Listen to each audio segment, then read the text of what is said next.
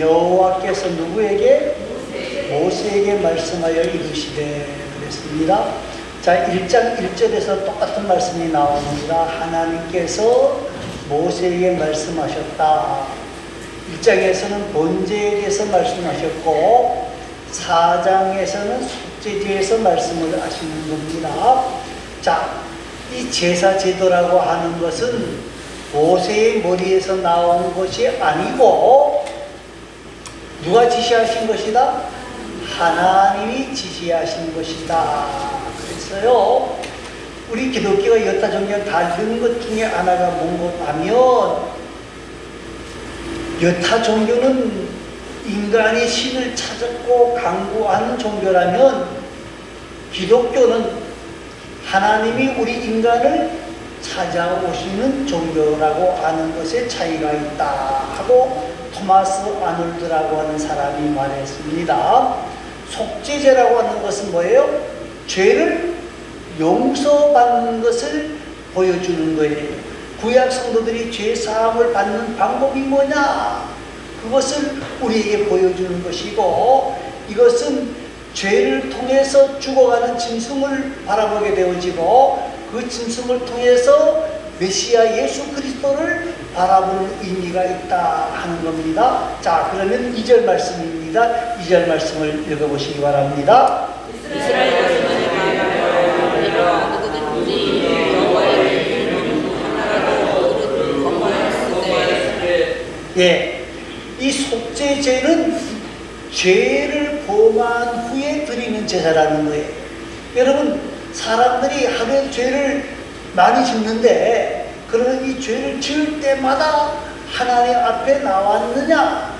그것보다는 사람이 생각할 수 없었던 큰 죄를 지을 때에는 누구든지 여호와 앞에 나와서 이 속죄 제물을 드려라. 그래서 다음 후에 생각할 속건제와 속죄제는 별 차이가 없어요. 근데 조금 차이가 있다 그러면 어떤 분들은 속죄제는 1계명에서부터 4계명에 대한 죄를 지었을 때에 하나님 앞에 속죄제를 드려라. 속건제는 500계명 10계명이 아니고 속건제는 1계명에서부터 10계명까지 모든 계명을 어겼을 때에 하나님 앞에 나와서 죄를 속량받아라 그랬어요. 자, 여기서 말합니다. 누구든지 이 말은 무슨 말입니까?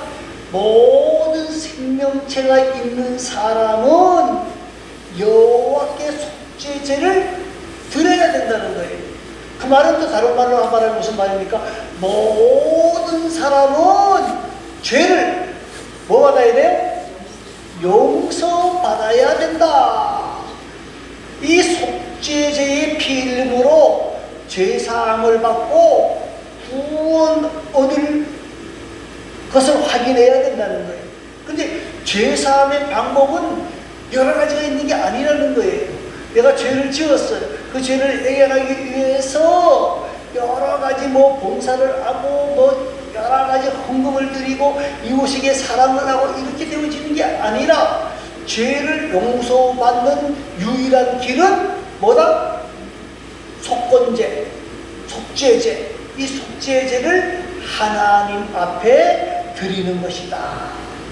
제물을 가지고 하나님 앞에 나와야 된다. 이것을 속죄제가 말하는 거예요. 여러분, 우리가 인간의 죄를 사하는 길이 여러 가지가 있는 게 아니에요. 인간의 죄를 사하는 길은 뭐밖에 없어요? 예? 내가 곧 길이요 진리요 생명이니 나로 말미암지 않고는 아버지께로 올 자가 없다. 이게 어디 말씀이죠? 요한복음 14장 6절 말씀이에요. 베드로는 사도행전 4장 12절에서 뭐라 그랬어요? 다른 이로서는 구원을 얻을 수 없나니 천하 인간의 구원을 얻을 만한 다른 이름을 우리에게 주신 일이 없다. 여러분, 우리가 죄사함을 받는 길은 여러 가지가 있는 게 아니라 오직 예수밖에 없다. 이것을 우리에게 보여주기 위해서 속죄제를 지나라. 그렇게 말씀하고 있는 거예요. 자, 그렇기 때문에 죄라고 하는 것은 안 짓는 사람이 있습니까? 없습니까?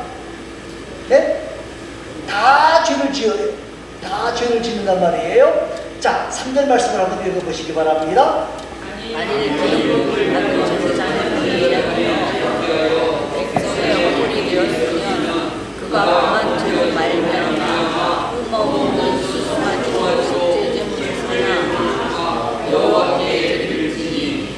자, 이 속죄제는요, 제물이 직분에 따라서, 사역에 따라서 제물이 달라요. 제사장은 수송아지로, 이스라엘의 회중도 수송아지로, 족장은 수염소로, 평민은 암년소나 혹은 어린 양으로 제물을 드리라 그랬어요. 왜 그러냐? 각기 대상에 따라서 제물이 달라요. 하나님께 받은 바 사명, 직책, 또 여러 가지에 따라서 하나님이 죄를 범했을 때 물으시는 책임이 다르다 하는 것을 보여주고 있는 거예요. 여러분, 그런데 이 모든 사람, 누구도 죄를 안 짓는 사람이 없고, 누구도 죄를 지었으면 뭐 해야 된다는 거예요? 용서함을 받아야 된다는 거예요. 받아야 된다는 거예요.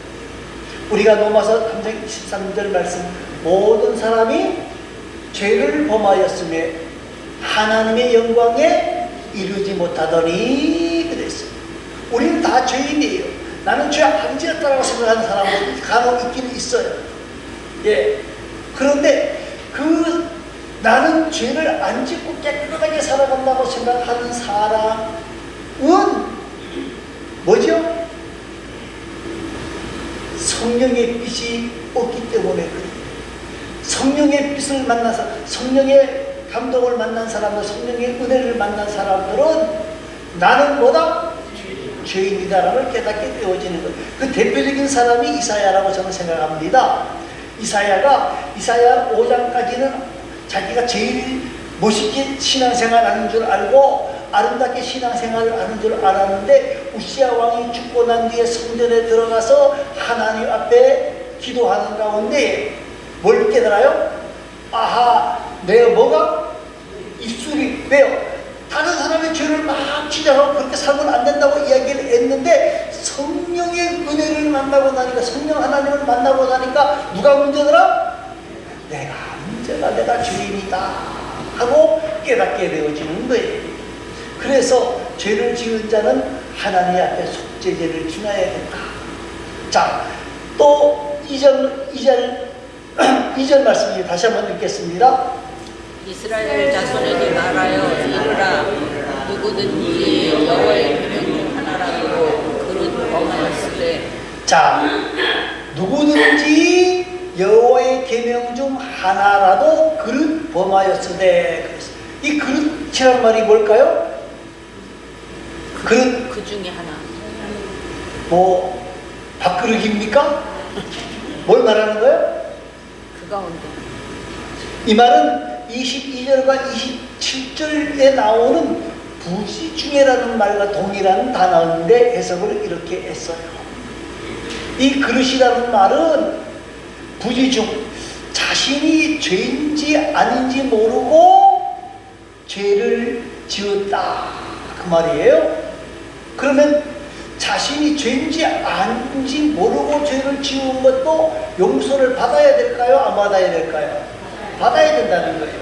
자신이 연약함 때문에 어쩔 수 없이 죄를 지은 경우도 있는데, 연약해서 죄를 지어도 뭐 해야 된다? 용서함을 받아야 된다. 실수로 어떻게 사람이 살인한다고 하는 것이 말입니다. 계획하고 살인하는 경우도 있습니다만은 사람이 죽는 게요 쉽기도 하고 어렵기도 해요. 어떤 경우에 사람을 하나 툭 쳤는데 그만 넘어져서 어떻게 돼요? 죽어버리는 경우도 있어요.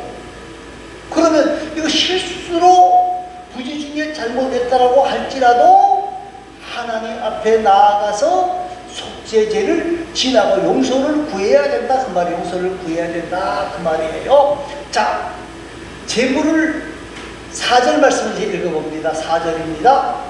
수송아지를 여호와 앞으로 끌어다가 그 송아지의 머리에 안수하고 그것을 여호와 앞에서 잡을 것이요. 예, 이 제물에게 안수하는 것은 번제나 화목제나 속죄제나 거의 같아요. 여러분, 제물을 가지고 간 사람이 그 제물에게 제사장에게 안수하는 게 아니에요. 누가 안수해요? 내가 안수하고. 머리에 얹는 것이 뭐예요? 손을 얹고 뭐 하는 거예요? 죄를 이 짐승이 누구 대신? 나의 허물과 죄를 해서 대신해 죽습니다 하고 전가시키는 거예요. 여러분, 하나님은 우리의 죄를 누구에게 전가시켰죠? 예수 그리스도. 여러분, 예수님께 십자가에 죽으실 때 우리가 그 자리에 있었어요? 없었어요? 없었어요. 예수님이 십자가에 죽어주셨기 때문에 우리가 깨끗하게 되어졌다고 믿을 때에 역사가 있는 거예요. 마찬가지, 지금 이 짐승에게 죄를 전가하는 것은 내 대신 이 짐승이 죽습니다라고 하는 사실을 믿을 때에만 가능한 거예요. 자, 그러면 7절 말씀을 한번 읽어보시면 됩니다. 제사장은 또 피를 여호와 향단 뿔들에 바르고 그 송아지의 피 전부를 후방과 번제단 곁에 쏟을 것이며. 자, 속죄함을 받아야 하나님과의 관계가 회복되는 거예요.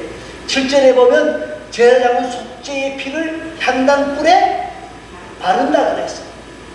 이것은 속죄의 피를 통하여 하나님과의 관계가, 우리와의 관계가 회복되어짐을 보여주는 거예요. 성막에는 세 부분이 있습니다. 지성소와 성소와 뜰이 있습니다. 그런데 그 지성소 말고 성소 안에는 세 가지가 있어요. 그 세 가지가 뭘까요? 하나는 떡상이 있습니다. 떡이 있습니다. 이것은 생명의 떡이 대신 예수님을 상징하는 것이고요. 두 번째는 뭐가 있어요? 두 번째는 성소를 밝히는 등잔불이 있어요. 빛이 대신 예수 그리스도를 상징하는 것이고요. 세 번째는 향단이 있어요. 향단에는 향이 계속 올라가게 되어지는 거예요. 올라가게 되어지는데 성경은 이 향단의 향기를 올라가는 것을 뭐라고 이야기했는 것 하면 기도라 그렇게 표현을 했습니다. 자, 성도의 기도를 상징하는 향단의 뿔에 속죄의 피를 바른다는 말이 무슨 말인 것 하면요, 그 성도의 기도를 상징하는 그 향단의 피를 바르는 것은 속죄를 받아야만이 누구와 대화할 수 있다는 거예요. 하나님과 대화할 수 있다는 거예요. 하나님과 대화할 수 있다는 거예요. 속죄의 제물이 되어주신 예수님의 은총으로만이 우리가 하나님과 대화할 수 있다는 거예요. 그래서 우리는 예배를 드릴 때에 제일 먼저 뭐를 드리죠? 참회의 기도를 드리는 거. 우리 주보에도 한번 보시기 바랍니다. 주일 오전 제일 앞에 뭐가 있죠? 참회의 기도가 있어요. 참회의 기도. 이 참회의 기도는 우리가 뭐 하는 겁니까? 하나님 앞에 우리의 허물과 죄를 회개하고 용서를 구하는 거예요. 여러분, 우리가 기도할 때도 마찬가지인데, 기도할 때에도 하나님 무조건 나 주시옵소서, 뭐 주시옵소서 이게 아니고 하나님 앞에 먼저 뭘 구해야 돼요?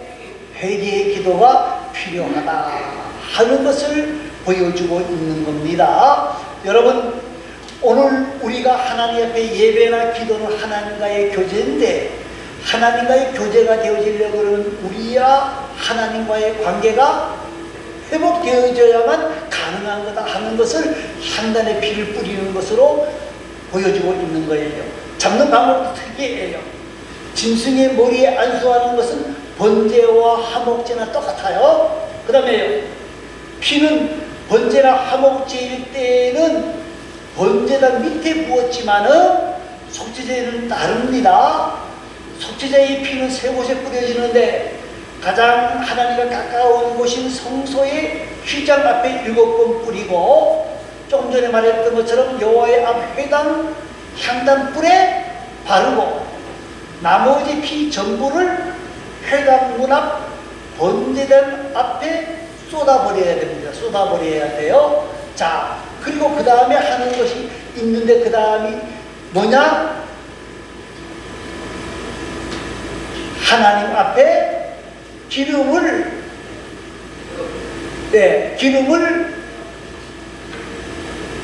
드리는 것이죠.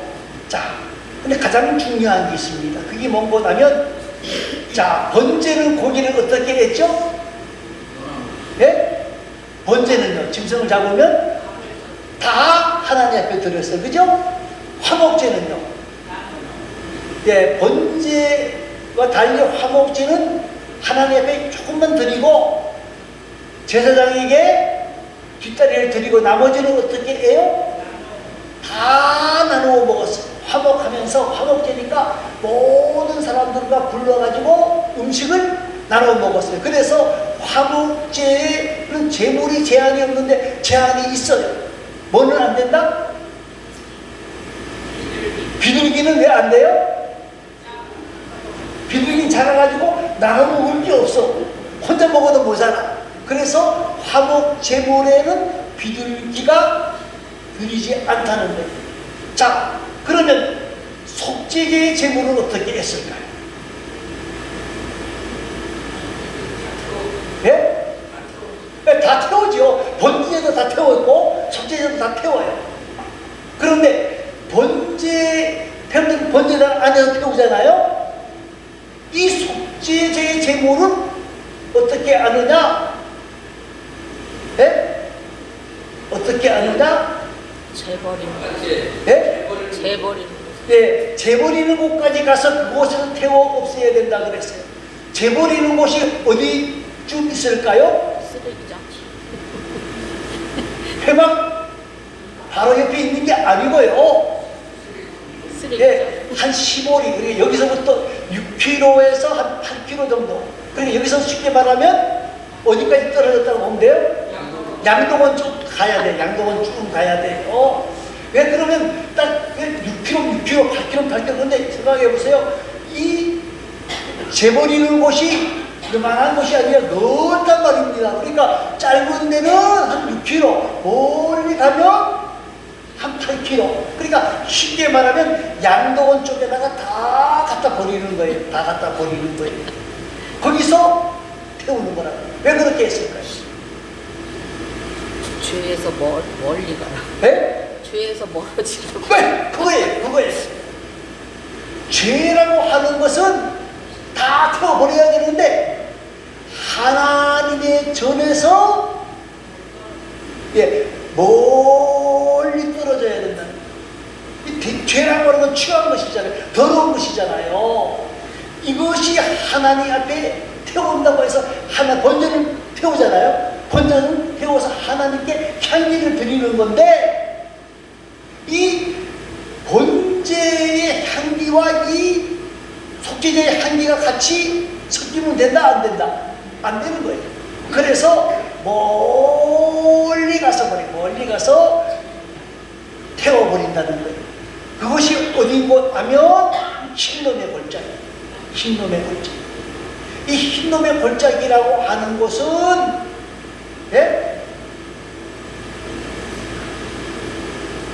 옛날에 우상 숭배를 할 때 도베세 신당이 그곳에 있어서 자기 아이들을 잡아가지고 제물로 드렸던 것이 그것이에요.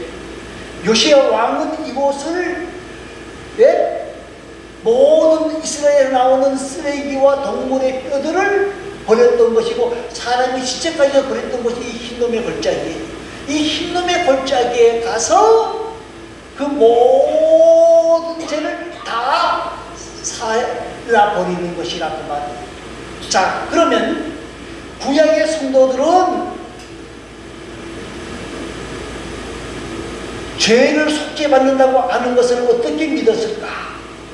구약의 성도는 짐승에게 안수하고 죽이면서 피를 흘리면서 짐 밖으로 끌어내서 태우면서 이 짐승이 나를 의 모든 허물과 죄를 대신해서 죽습니다 하고 용서를 구할 때에 죄 용서가 일어나는 거예요. 그러면 우리는 어떻습니까?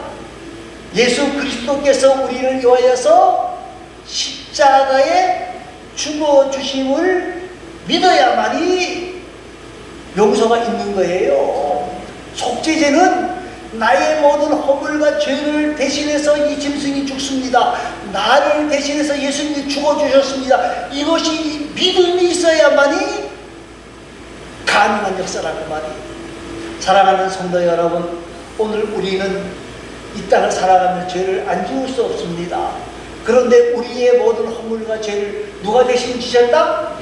예수님이 대신 지셨다. 이것을 믿어야 돼. 믿지 못하면 아무리 많은 것을 드린다고 할지라도 소용이 없어요. 저와 여러분, 이 속죄제라고 하는 것이 무엇인가를 다시 한번 생각하면서, 이 속죄제는 하나님 앞에 드려진 제사이긴 합니다마는 그 피는 향단에 향기가 있어야만이 속죄가 있기 때문에 그렇게 되어진 것이고, 그 죄는 멀리 가서 태워버리는 모습을 보면서 우리는 죄와 멀어지기를 다짐하는 귀하고 아름다운 하나님의 사람들이 될 수 있기를 바랍니다. 우리 다 같이 통성으로 하나님 앞에 기도하겠습니다.